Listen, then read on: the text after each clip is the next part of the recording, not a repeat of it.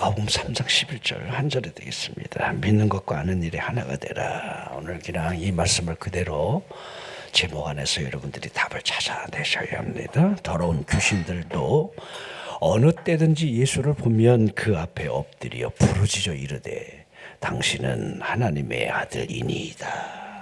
아니. 자, 본문을 이렇게 이해해 보십시오. 우리 예수님이 가시는 길에 큰 무리가 뒤따랐다는 사실을 먼저 이해해 봤으면 좋겠고요. 유대, 예루살렘, 이두메, 요단 건너편, 두로, 시돈. 자, 그분이 가시는 곳마다 그가 하신 큰 일을 들었던 수많은 무리들이 예수님 앞에 나와 왔다는 사실이지요. 무리들이 예수님을 에워싸 미는 것을 피하기 위해서 작은 배를 대기시켜 놓을 정도로, 하지만 병으로 고생하는 수많은 사람들이 예수님을 만지고자 했다는 것, 이건 우리가 충분히 그 당시의 상황을 우리는 이해를 해볼 수가 있습니다.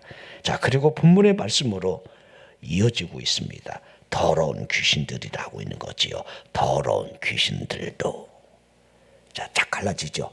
사람들이 우리 예수님에게 찾아와서 그 몸에다 손을 좀 대고 싶어하고 그 질병이 낫기를 원하는 이 간절한 마음, 그 무리들이 보여지고, 한편에서는 더러운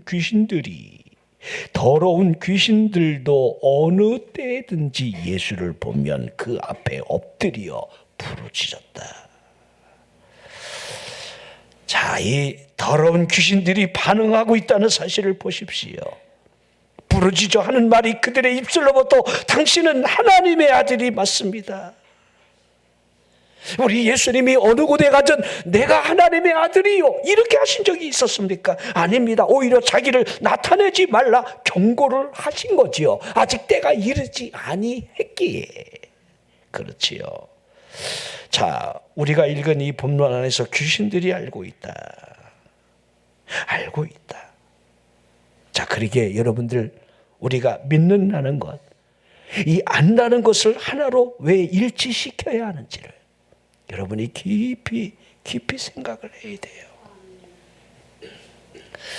자, 우리 예수님이 가이사랴 빌립보에서 제자들을 향해서 너희는 나를 누구로 아느냐 물으시지요.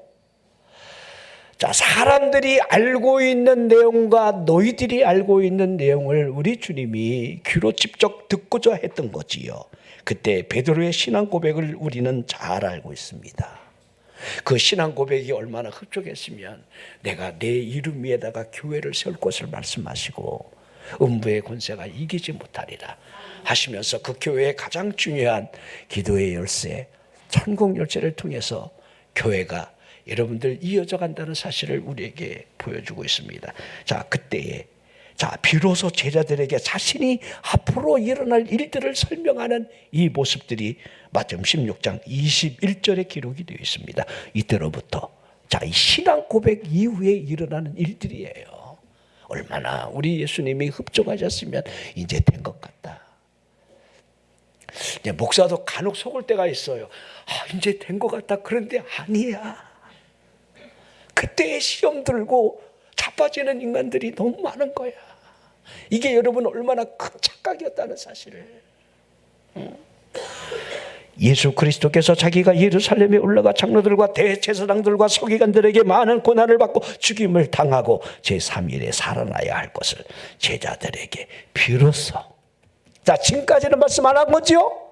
이제 비로소, 이 비로소가 신앙 고백과 연결이 되어 있다는 걸 지금 여러분들이 보셔야 합니다.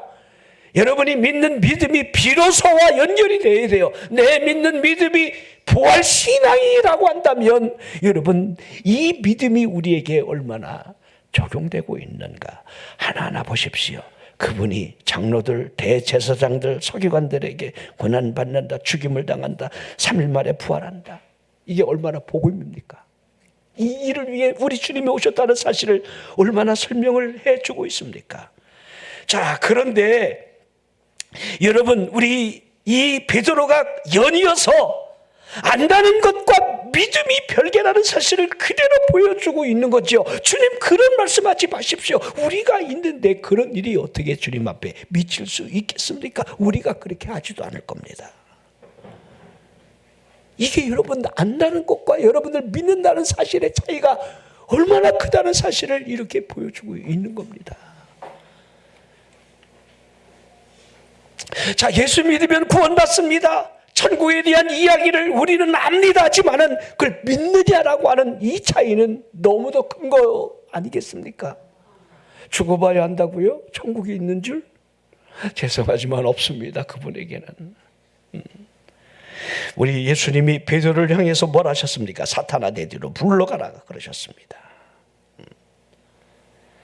자, 마태복음 22장에 보면 우리 예수님께서 청함만 받은 사람으로 택함받지 않은 사람이 있다는 말씀을 자 하고 계시지요. 청함받은 사람들이 어떻게 했다는 것은 우리가 너무도 잘 압니다. 이러저러한 이유를 대며 거절하는 거지요. 자, 온천에 다니면 만민에게 복음을 전파를 하셨던 그분이 믿고 세례를 받는 사람은 믿고 이 믿는다는 것과 믿지 않는다는 이 사실이 무엇을 보여주는지를 구원을 얻을 것이요 정죄함을 받을 것이요 이 차이로 갈라지는데 여러분 보십시오. 그들이 모두가 다 거절했다는 사실은 믿지 않았다는 사실을 보여주는 거지요. 자, 그래서 내 거리길로 나가 만나는 사람들을 청하여 데려오라 했을 때에 가만히 보니 그 중에 예복을 입지 아니하고 들어온 자들이 있었다는 사실을 지적을 하고 있는 겁니다. 이게 마태복음 22장 12절에 나와 있어요. 이르되 친구여 어찌하여 예복을 입지 않고 여기 들어왔느냐. 우리 주님이 이걸 묻는다는 거예요.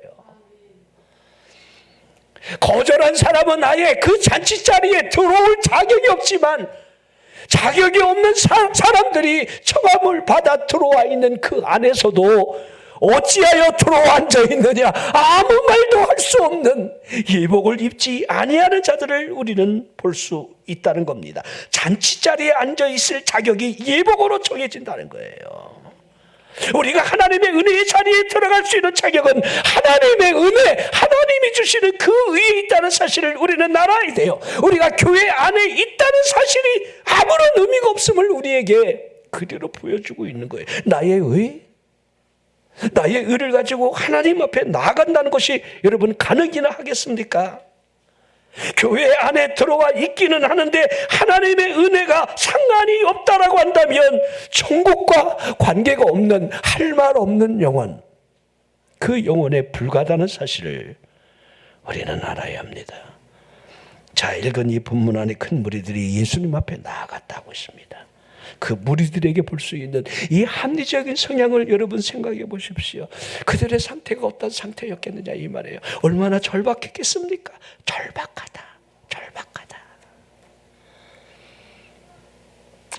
제가 여러분 이스라엘 백성들이 그 1세대가 가나안 땅을 들어가지 못하는 그 여러 가지 이유들 가운데 가장 가슴 아픈 내용들이 그들이 원망하는 거는 뭐 마땅하겠지만은 원망하는 내용들 가운데 뭐 여러 가지 불편한 게 맞지요. 이제 먹는 거, 마시는 거, 또 그들이 지나가는 모든 행로에 그 수없는 위험들, 아멜렉이 뒤로부터 쳤던 사건도 보십시오. 그들이 원망으로부터 뱀이 나온다는 사실도 보십시오. 어우 징그러워이죠.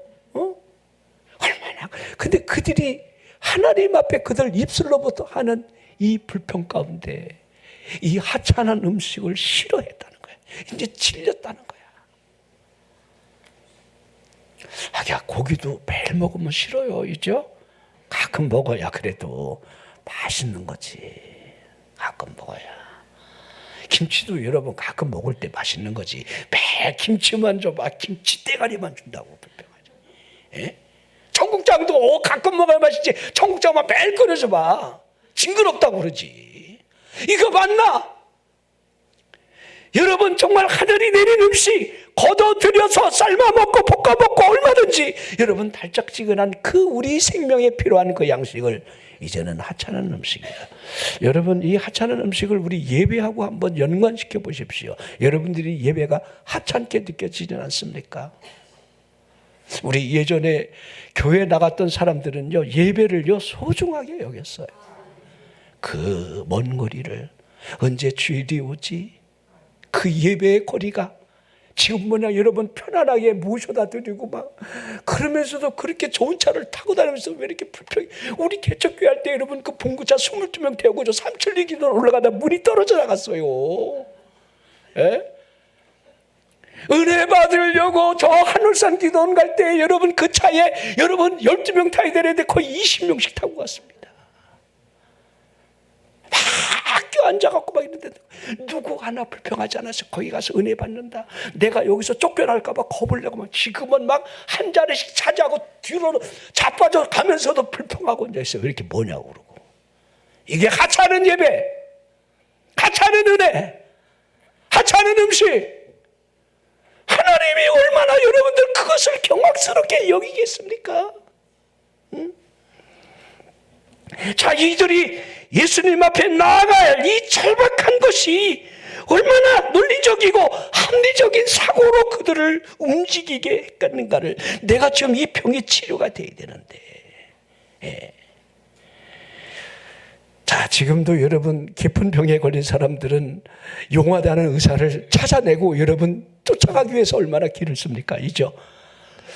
SRT 타고 여러분 수소에 가면 삼성병원, 아산병원, 무슨 병원 세 군데 여러분 차가 막 10분 간격으로 수시가 막 수많은 사람들을 그 병원으로 들어갑니다. 알아요? 절박한 거야. 예? 여러분 암병에 걸려 있으면 세브란스 병원 그 기계통 안에 그 통 하나가 수천억짜리래. 우리나라 한 대가 들어와야 돼 거기. 나 처음 알았어요. 우리 수양관 옆에 그 생선 가게 아저씨가 병에 걸려서 그 통에 들어갔다 나왔대. 돈이 뭐 중요하냐고 날 살려달라고. 그거 한 번 들어갔다 나오는데 얼마를 했지? 7천만 원? 뭐 그래 아무튼 1억 가까이 들어가. 한 번 들어갔다 나오면. 알아? 우리는 지금까지 한 번도 안 들어갔잖아. 감사해요, 안 감사해요? 들어가고 싶어요? 얼마나 여러분 우리는 감사합니까? 얼마나? 자, 우리 마음 2장 1절에 보면 수일 후에 예수께서 다시 가버나움에 들어가시니 집에 계시다는 소문이 들린지라. 이 소문에 의해서 자기 친구가 중풍병에 걸려 침상에 누워있는 침상채로 4명의 여러분 친구들이 그를 데리고 오는 그 장면을 우리는 알고 있습니다. 수많은 무리들로 인해 그 문 앞에까지 갈 수 없는 상황이 되었을 때 그대 친구가 지붕을 뚫고 그 침상을 달아 내려서 예수님 앞에 여러분 놓이게 했다는 거. 한번 생각해 보십시오. 내가 만약에 예수님이야. 내게 능력이 있는데 아무리 그래도 그렇지 줄 서야 될 거 아니야. 사람이라는 게 기본 예의가 있어야지. 그리고 남의 재산까지 여러분들 부숴가면서 지붕을 뜯어갖고 여러분 그렇게 내린다는 것이 여러분 이게 얼마나 불합리한 일이겠습니까? 난 내가 예수님 같았으면 가방 나빠갖고 너 뒤에 줄 서 막 이랬을지도 몰라. 근데 우리 예수님은 아무 소리 하지 않으셨어요. 이렇게 기록이 돼 있어요. 그들의 믿음을 보고.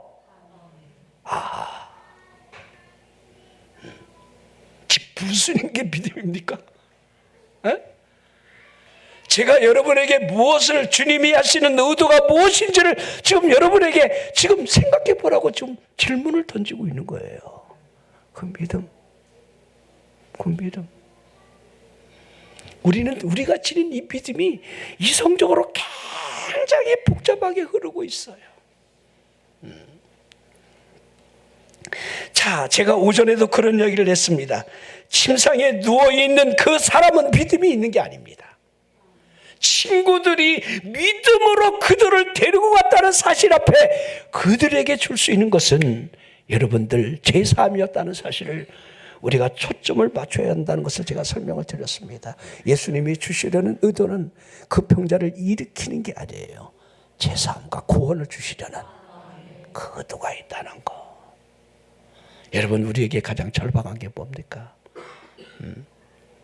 우리가 여러분 잘 먹고 잘 살고 아무리 여러분들 누릴 걸 누린다 할지라도 지옥에 떨어진다면 그게 여러분 거지 나사로 부자에 비유하고 무슨 여러분 다른 의미가 있겠습니까? 마태복음 8장에 우리 시작을 보면 5장, 6장, 7장 산상수훈 이 보훈의 말씀이 끝나고 난 이후에 우리 예수님이 산에서 내려오시는 장면으로 시작되는데 예수님 뒤로 수많은 무리들이 뒤따르는 가운데 등장하는 한 나병 환자, 문둥병자를 우리는 보게 됩니다. 제가 간혹 그런 설명하지요. 아니 문둥병 환자가 어떻게 이 수많은 무리들을 속인 채로 예수님 발 앞에까지 엎드릴 수 있었겠는가? 여러분 문둥병 환자는요 표가 나요. 모르겠습니다만은 그 문둥이는 좀 약한 낸지 모르지만은 여러분 코가 문드러지고 눈썹이 다 날아가고 손이 여러분 일그러지고 발이 여러분들 다 빠져나가고 문둥병 환자는요 딱 보면 얼굴부터 여러분 드러나요. 딱 문둥이구나 알아요. 그러기에 이스라엘에서는요 문둥병이 걸린 사람은 격리돼서 살아야지만은 다른 사람이 몰라보고 내게 온다면 본인 스스로가 어이 가시오 나는 문둥이요 해야 돼요.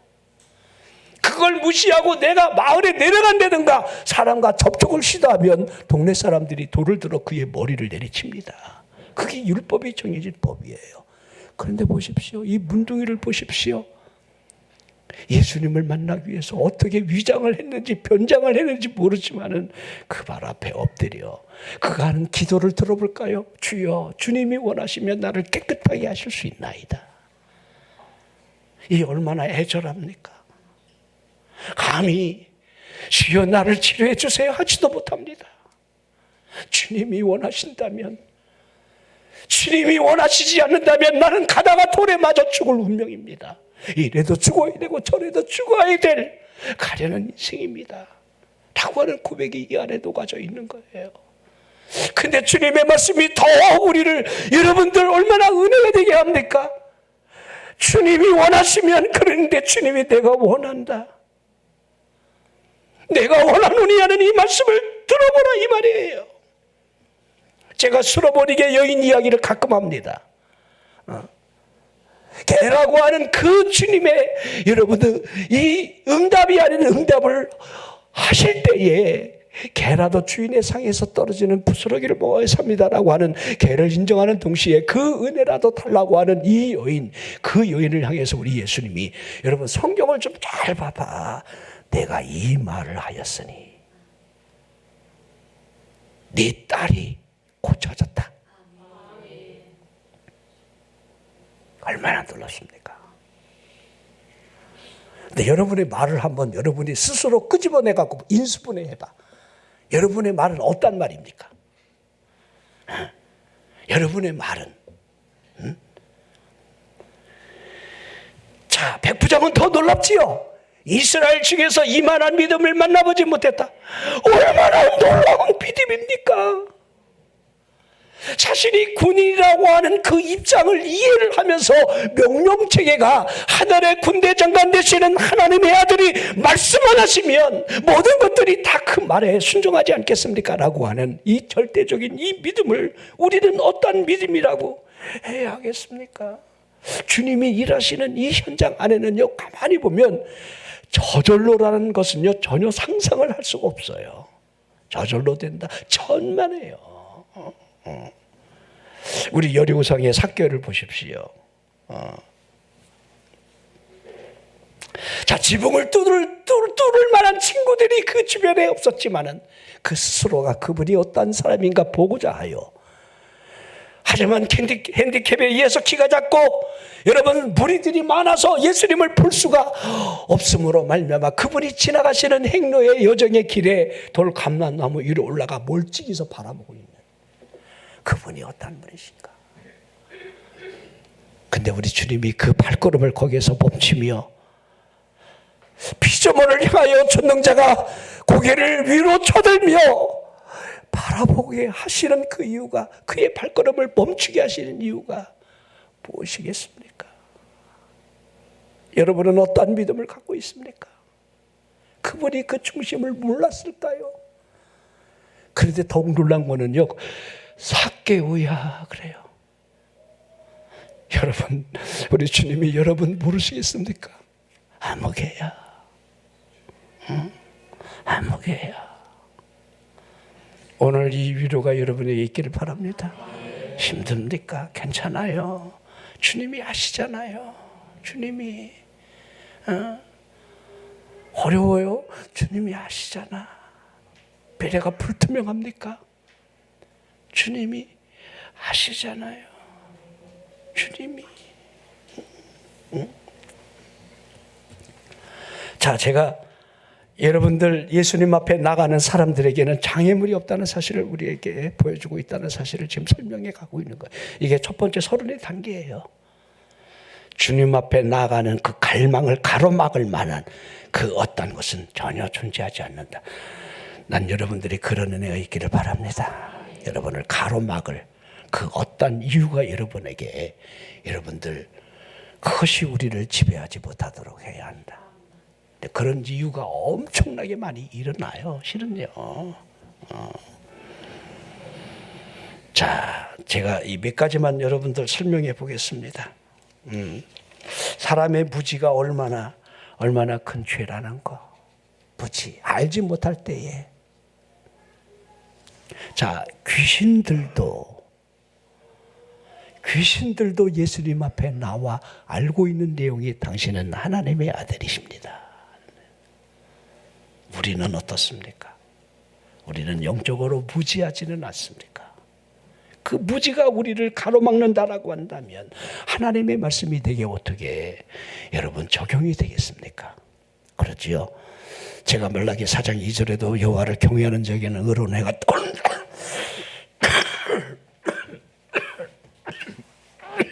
이 은혜,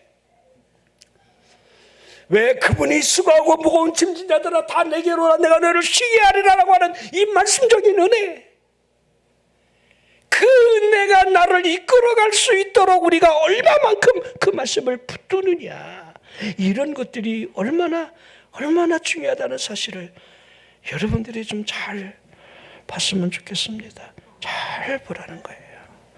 신명기 6장에 보면 내 조상들에게 약속한 땅으로 들어가게 하고 내가 건축하지 아니한 그 아름다운 성읍을 내게 얻게 해주고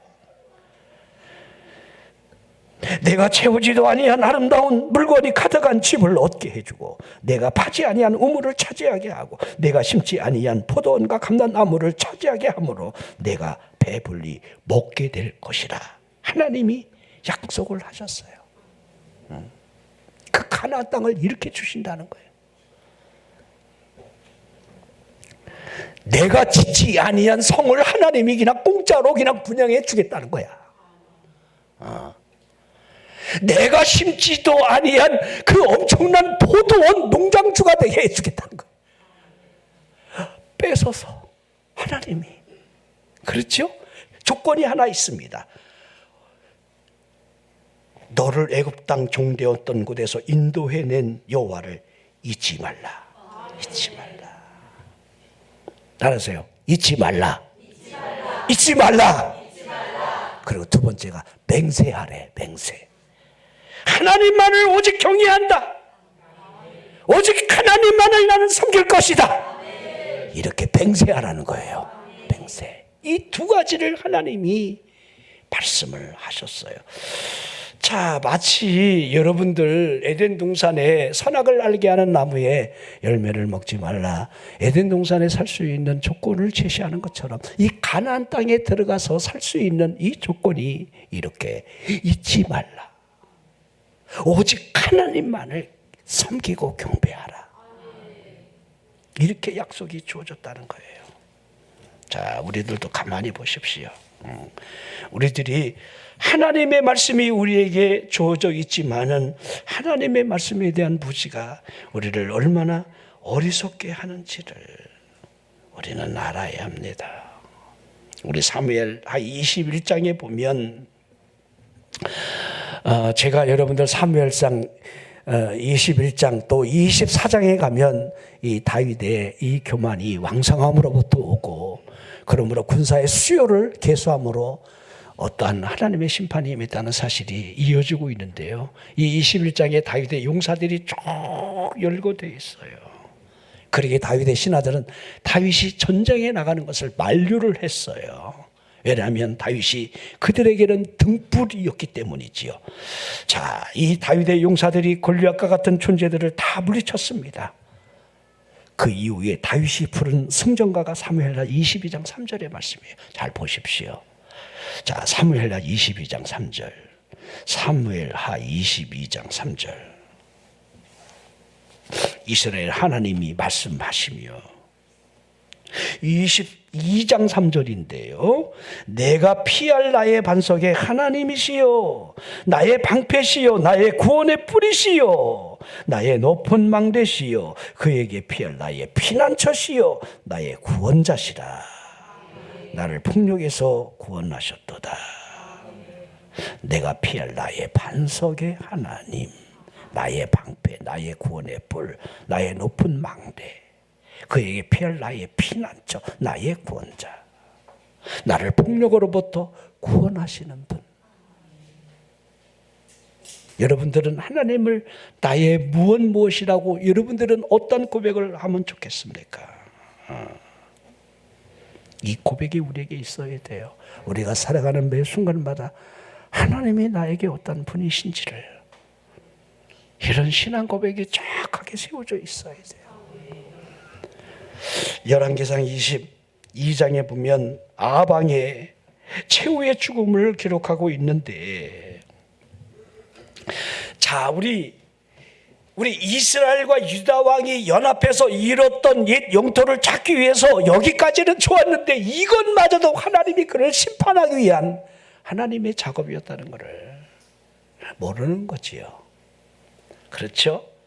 자, 이 아합이 얼마나 비열한지 왕복을 입으면 자신이 표적이 될까봐 왕복을 벗고 평복을 입었어요. 자, 하지만 무심코 쏘아진 화살에 의하여 그의 갑옷 솔기에 여러분들 화살이 박혀 들어갔습니다. 열왕기상 22장 34절 나와 있습니다. 한 사람이 무심코 활을 당겨 이스라엘 왕의 갑옷 솔기를 맞힌지라. 왕이 그 병거 모는 자에게 이르되 내가 부상하였으니 내 손을 돌려 내가 전쟁터에서 나가게 하라 하였으나,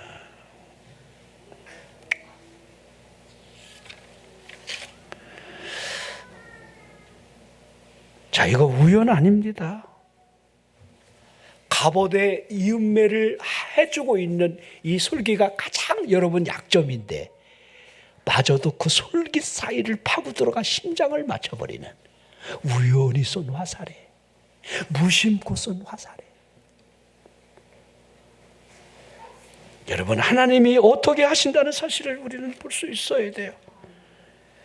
예수님께서 사람이 온천을 놓고도 자기 목숨을 잃으면 무슨 유익이 있느냐라고 하신 말씀처럼 사람의 몸은 의복보다 중요하고 먹는 음식보다 생명은 더 소중한 것 아니겠습니까? 내 영혼이 육체보다 중요하다는 사실을, 그 무엇과 내 영혼을 바꿀 수가 있겠습니까? 죽음을 마주 대할 때에 영혼에 대한 무관심을 가졌다라고 한다면 그 인생에서 가장 큰 후회가 그 순간에 여러분 다가올 겁니다. 성경은 거기에 여러분 종점을 여러분들 우리에게 향해 가게 하고 있는 거예요. 죽음 앞에 서고 천국과 지옥이 갈라지는 그 현장에 우리들을 세우게 할 겁니다.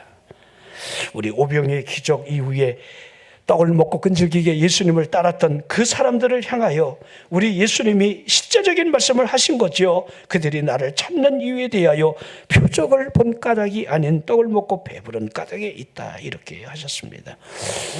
자, 우리 예수님이 이 말씀하심의 의미에는 너희들이 표적을 좀 봤으면 좋겠다, 그 표적이 사인입니다. 하나님 됨을 알라는 거예요.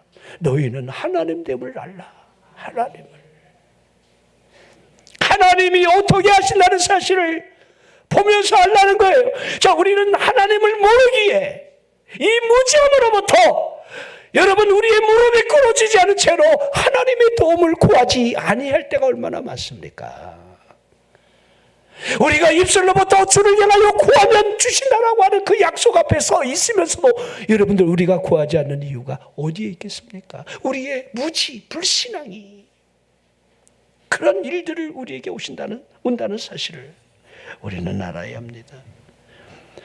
자, 더러운 귀신들도 예수님을 알아보고 그 앞에 엎드렸는데 저나 여러분이 이번 한 주간 주님 앞에 나아가 엎드려 주여 주여,